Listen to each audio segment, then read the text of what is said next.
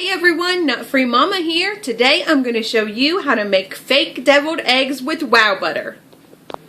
Okay, this is another fun recipe for April Fool's Day because these really look like deviled eggs. You can trick your kids, but as an added bonus, you know this year Easter is on April Fool's Day, so they're also a great little Easter treat.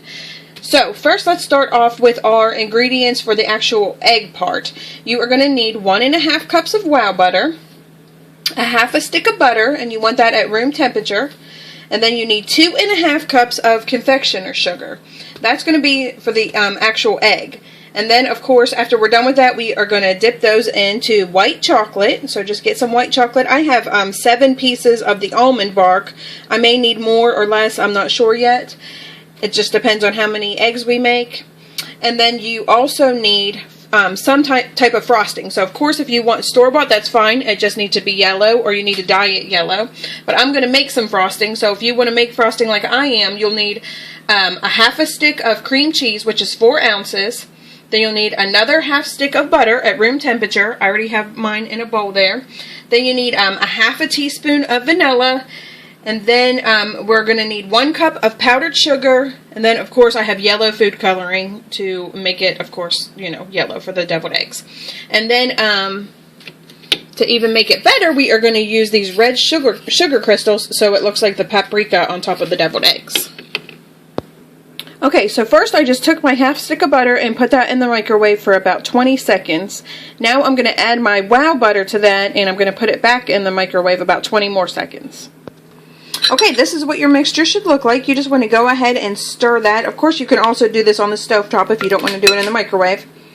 But if it's not melted enough for you, you can go ahead and pop it back in the microwave for an additional, 10 to 20 seconds, whatever. But next we are going to add our powdered sugar to this. Okay, now we are just going to mix this with our spoon, and then eventually it's probably going to have to be by hand. Okay, that is what your mixture should look like. So next we are just going to go ahead and line a baking cookie sheet with parchment paper and go ahead and make our little egg shapes and put them on the parchment paper.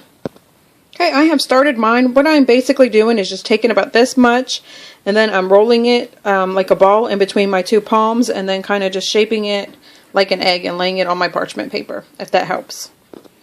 Okay, my eggs are ready to go into the freezer. We're going to go ahead and put those in the freezer for 1 hour.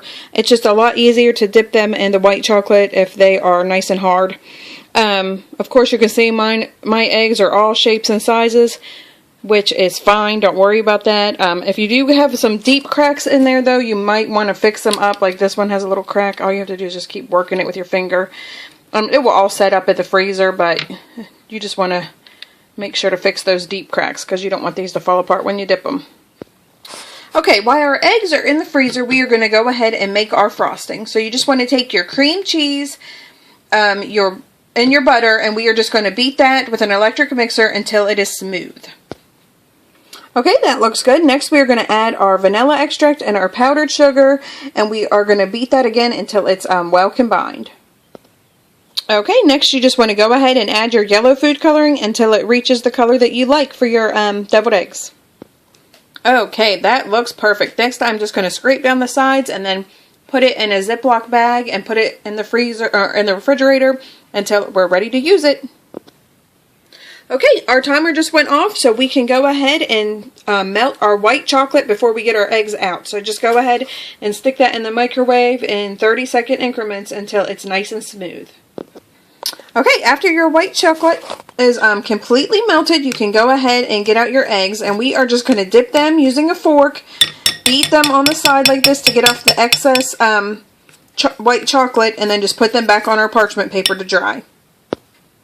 Okay, here is what my eggs look like. I have a lot of the white chocolate left over, so I am going to go ahead and dip mine a second time. Okay, so after you are done dipping them, you want to go ahead and arrange them however you want. I'm going to use my little deviled egg platter here, and then I just put my leftovers in there. And you just remove the excess white chocolate, because sometimes when it sits there, it has a little puddle underneath. You just want to remove all that. And I'll tell you, they do look like cute little eggs. So now let's go ahead and get our frosting out of the refrigerator, cut the tip off, and put some on the top. Okay, those are done. So now we are just going to go ahead and put our red sugar crystals on top to resemble the paprika. Okay, there you have it. Our little fake deviled eggs are ready to eat. Let's see if I can trick any taste testers today. My last April Fool's joke didn't go very well. My kids wanted to eat rocks. You want to try a deviled egg taste tester? Uh-huh. You like eggs? Uh-huh. What is that thing on Is it an egg? Do you think it's an egg taste tester? Hmm? You do? What is that thing on top of it? You think that tastes like an egg? I think this tastes like an ice cream cone. It's not an egg, is it? April Fools! Alright everyone, come back and see us again. Don't forget to like and subscribe. Say Happy Easter! Happy Easter. Bye!